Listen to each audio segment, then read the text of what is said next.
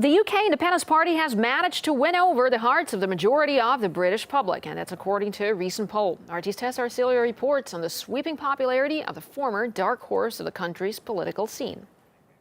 Europe finds itself at a crucial juncture. The European Parliament elections is only 4 months away amid economic turbulence, high unemployment, and some would say an existential crisis. And Europeans have been increasingly directing their anger at the European Union. Euro-skeptic parties have gained ground in countries like France, Germany, Greece, Netherlands, to name a few. And here in the UK Independence Party, or UKIP, finds itself being voted as the people's most favorite political party in recent polls. Now, UKIP's leader, Nigel Farage, he's adamant that the party's win in last year's local elections of about 25% of the vote is what he calls, quote-unquote, a game changer. And he's determined to repeat this success on the European stage. Europe does now matter. And the debate on Europe has changed. We're not just talking about treaties, we're talking about cost, we're talking about open door immigration, we're talking about control of our businesses. So things have changed. And also, you've seen the emergence of UKIP. Now, UKIP has benefited from the fact that European elections are about Europe, and has benefited from the fact that European elections are contested on the basis of proportional representation.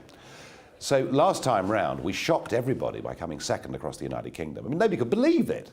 Even I was a bit surprised. And now we've got a prospect where there is actually a possibility that UKIP could top the poll in a national election. So that's got everybody thinking.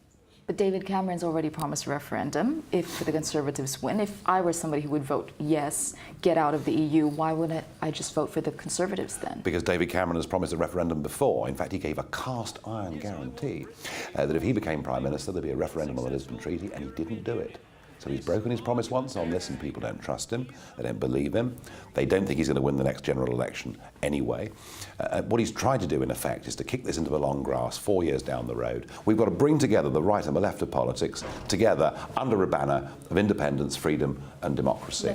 On the other hand, some in the pro-EU camp say that the surge in support for anti-EU parties in the upcoming elections is exaggerated, and that it will not prevent the quote-unquote moderate majority from moving ahead with EU integration. However, one issue that does need to be addressed is that of voter turnout. Only 43% voted in 2009, the last elections, which is the lowest turnout since elections started in 1979, potentially opening it up to questions on democratic legitimacy.